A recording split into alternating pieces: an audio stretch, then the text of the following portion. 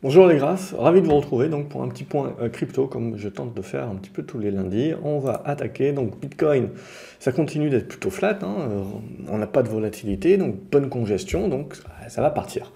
Ça va partir dans quel sens? Bon, on a tendance à privilégier plutôt le sens haussier à ce stade-là. Pour cela, il faudra quand même confirmer le dépassement des 19 700 dollars et puis ensuite des 20 000 dollars. Et ça devrait pouvoir partir. Alors, même chose, je ne partirai pas en mode to the moon, mais voilà, je pense que ça peut nous donner quelque chose qui peut aller jusqu'aux 24 000 dollars éventuellement, mais voilà, certainement plusieurs étapes et de la construction intermédiaire. Voilà, pour moi, c'est juste l'important quelque part, c'est avant tout qu'on valide dans ce rebond-là une volonté ensuite de congestionner, de construire, et donc petit à petit de permettre justement à ce qu'il y ait un peu plus de confiance qui revienne sur les cryptos, notamment sur le Bitcoin. Et c'est cela qui va permettre au fur et à mesure donc de se dire, tiens, à moyen terme, on a peut-être un retournement qui peut être joué.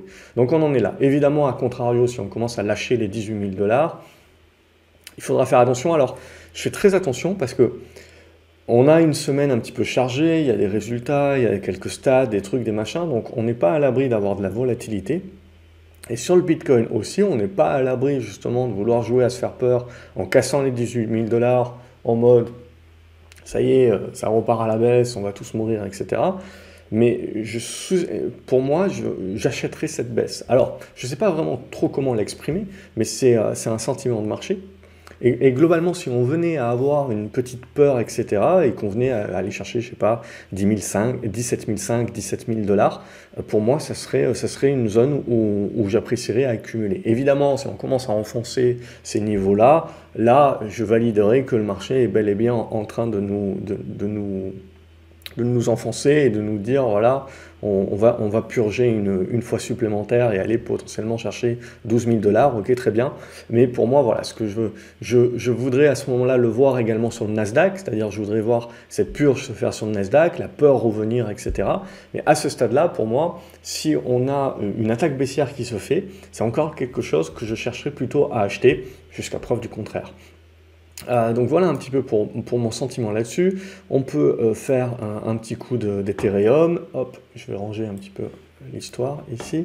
Ethereum, même chose. Donc on arrive sur la fin de la congestion. Donc là, l'idée, c'est que évidemment, on réussisse à déborder les 1400 dollars pour essayer de pousser un rebond. Ce rebond-là, pour moi, il ne faudra pas l'entrevoir comme un retournement tout de suite du marché à la hausse. Il aura besoin de digérer, de construire, de congestionner. Et c'est ça qui nous donnera un peu plus de confiance pour le moyen terme, comme sur le Bitcoin. Et donc du coup, quand on va regarder quelques autres cryptos, on va se retrouver à peu près avec les mêmes éléments, c'est les éléments de congestion. Donc on retrouve la même chose sur Eve.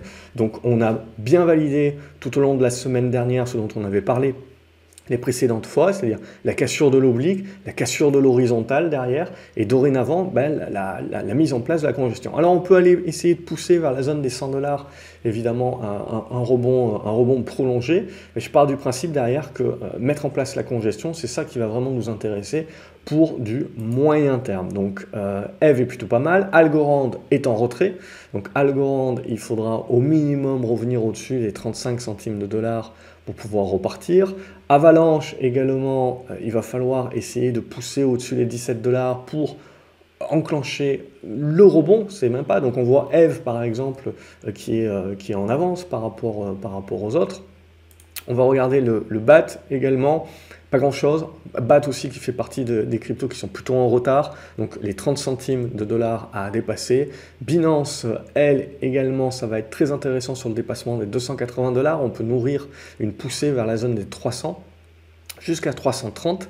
Donc voilà, on a bien la poussée ici, la grosse phase de congestion, et si on arrive à recasser par le haut, on a la relance. Et puis il y en aura certains qui viendront donc voir une tasse avec des anses un petit peu de partout. Bref, il y a pas mal de petites figures que les haussiers devraient apprécier, mais déjà il faut commencer à recasser les résistances. Bitcoin Cash, même chose, il faut repasser les résistances, donc c'est les 110, 115. Donc on n'est pas loin, de quelque chose qui peut être assez intéressant. Le Cardano est en retrait, donc là pour l'instant je laisserai de côté, mis à part pour les traders en rebond purement technique, mais on va plutôt se concentrer sur les cryptos qui sont un peu plus matures. Chainlink, il faudra dépasser la zone des 7,30 $.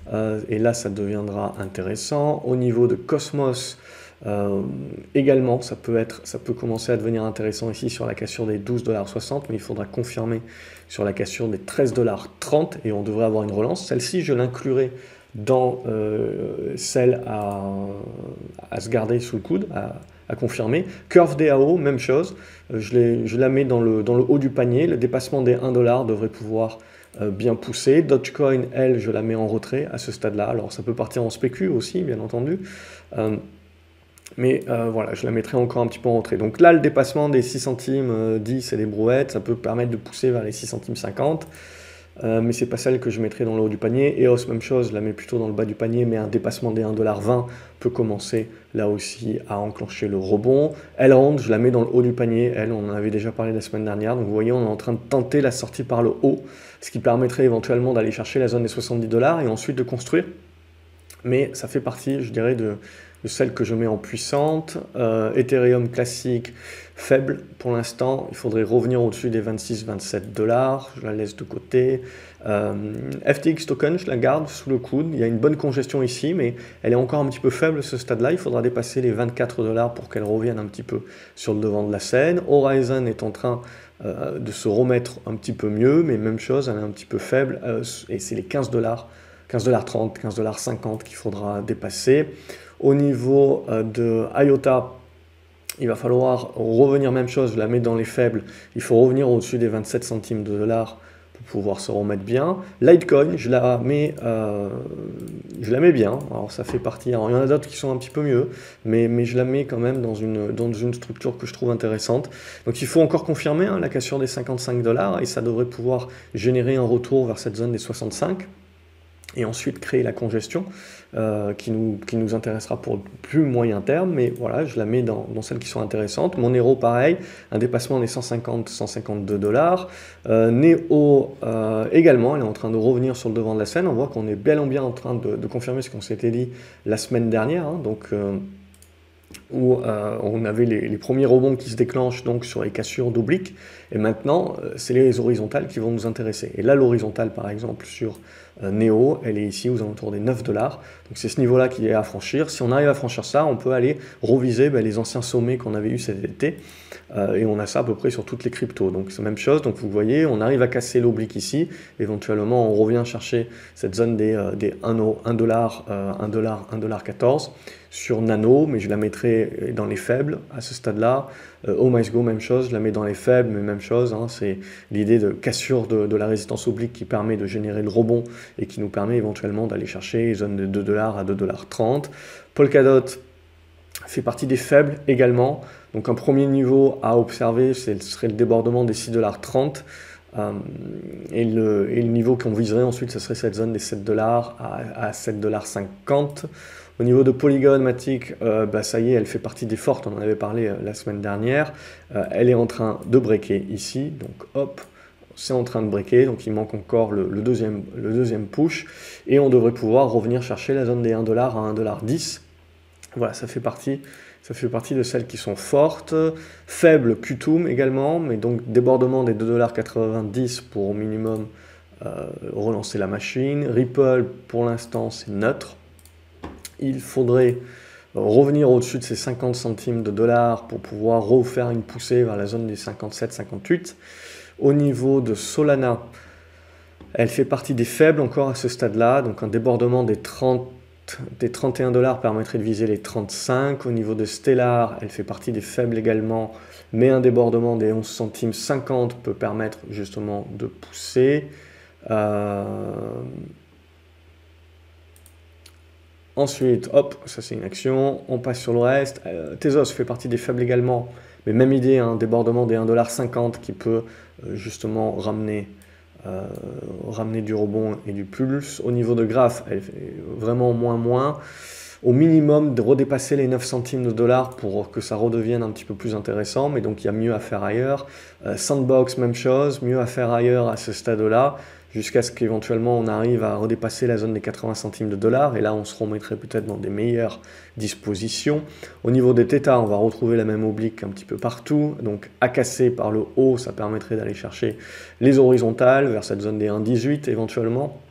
pour l'instant un petit peu en retrait. Torchain, même idée, on retrouve l'oblique à casser pour aller chercher l'horizontale. Alors l'horizontale, je la mettrai à 1,80 $, mais on peut aller chercher jusqu'à 2 $ éventuellement. Ça dépendra voilà, des volumes et de la spécu qui veut revenir. Tronix, je la mets en retrait à ce stade-là, mais vraiment en retrait, je ne vois pas de gros intérêt à ce stade-là. Uniswap, elle est en retrait également, mais ça se regarde un petit peu comme tout le monde, hein, sur un débordement des 6,70 $, là, 6,50 $, 6,70 $. On se remettrait dans des bonnes dispositions pour essayer d'aller taper cette zone des 7,20 $. Et si ça passe, eh ben, on peut aller chercher cette autre oblique qui est aux alentours des 8,40 $. Mais même chose, hein, on reste dans des volontés, on joue les rebonds, des rebonds prolongés.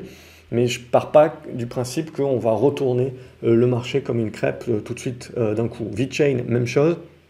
Je pense qu'il y aura une construction intermédiaire pour que le moyen terme redevienne intéressant. VeChain également, on a l'oblique à casser pour aller chercher l'horizontale.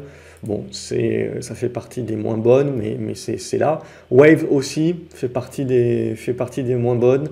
Il faudra au minimum casser les 3,50 $ pour aller chercher 3,90 $, mais voilà, je pense qu'il y a mieux à faire ailleurs.